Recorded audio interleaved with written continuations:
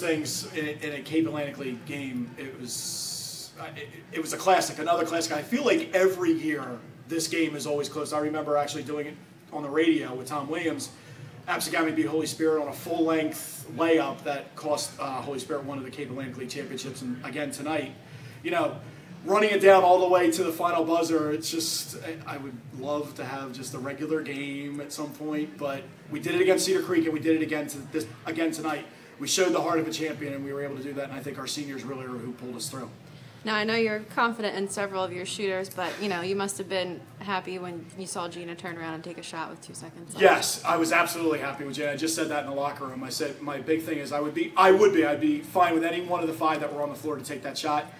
But for Gina, and what we had talked about with Gina is that as soon as you make the move that you're going to make it right away. Like, don't think about it. Just turn. If you're going to shoot it, and that's what she did, and she hit it, and it was all net too, which was nice. Was there a plan in the last couple seconds when you got the ball back, or did you just say, someone get open and shoot? It was more of we were looking for a high-low set, which is what they took it away the first time, so we reset. Everybody was kind of scrambled around. I'm like, just reset it and run it again, because I wanted the last shot. I didn't want them to have a good look with the last shot.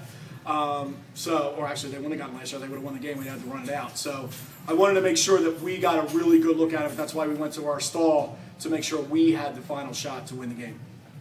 Talk about Sacred Heart's defense. I mean, the first 2 games you scored like 130 points, and this game you were held in the 30s. We were held in the 30s, and that's Steve's style. Steve does a great job at Sacred Heart.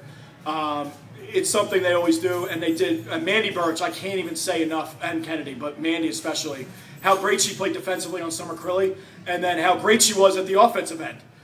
Being able to get to the foul line, do the things that she normally does, and really makes their engine go. So I can't really say enough about what they did as a team defense, collapsing everybody. Kennedy was playing like a one-man zone in the middle of the lane.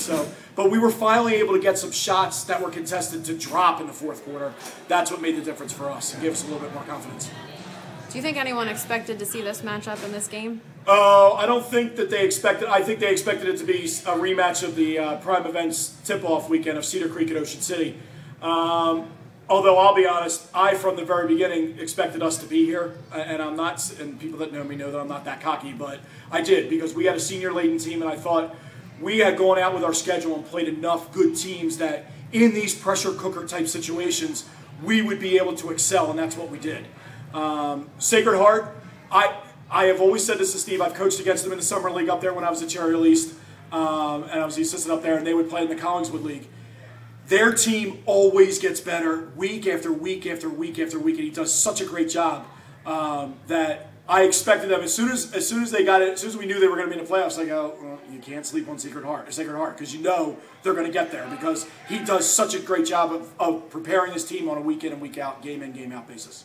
All right, and last, how do you guys feel? It's your first major championship banner you're going to get. It must be a good feeling for everyone. It is a good feeling for everyone. It's a good feeling for the coaching staff, but especially for the girls, because of the amount of work that they've put in on a week-in, week-out basis, not just during the season itself, but also during the summer and in the fall. And that's the thing, going to the conditioning periods, doing everything that they do, and just getting ready and being ready to play in this type of atmosphere, in this type of game. We love it.